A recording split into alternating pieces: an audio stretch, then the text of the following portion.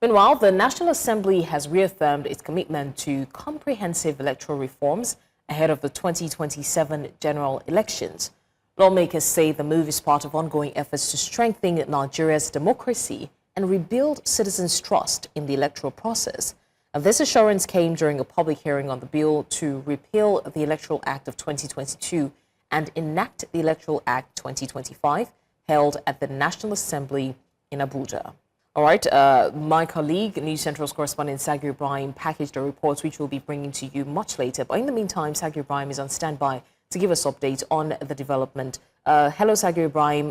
What exactly is the conclusion so far regarding this topic? The amendment that is being proposed at the moment is for Section 285 and 139 of the Electoral Act to provide for a 185-day period for the prosecution of elections and for addressing all issues regarding electoral matters, be it prosecuting the election and also adjudicating the election. This, the committee is saying, would allow to address several issues that have emanated from elections and how it has delayed the process, especially after handover, of office from predecessor to successor. We've seen situations where, sadly, blessings, you see that months after certain individuals take office, we still see cases with regards to their elections being prosecuted, be it at the state level or even the federal level, which a lot of individuals have said has caused some form of distraction, to governance,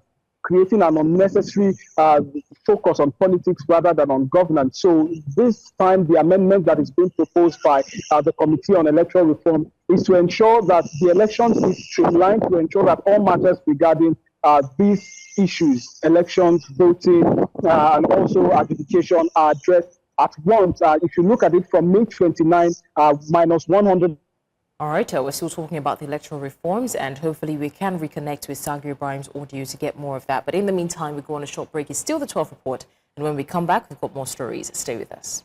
All right, let's circle back to Sagir to talk about the political decisions earlier on the electoral reform. Sagir Ibrahim, if you can hear us, what is the update and what has the conclusion been so far?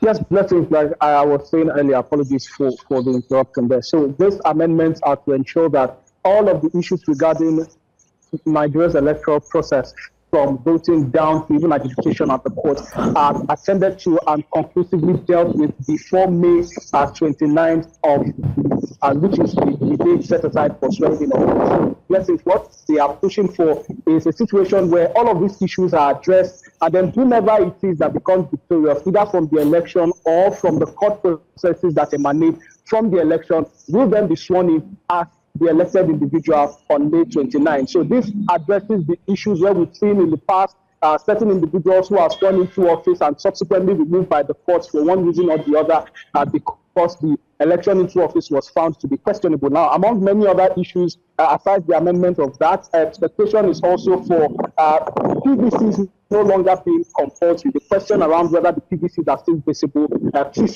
considering the fact that the current givers devices do not recognize them as also being brought to the front burner. So this time, amendment is going to provide such that individuals can go to the polling unit with their NIN and also bring their permanent voters card when necessary. These are some of the amendments that Nigerians should expect to see after the new amendment is made to the Electoral Act. It goes on and on, but then these are the issues that dominated the conversation during the public hearing. All right, Sagir Ibrahim, thank you so much for the update on that.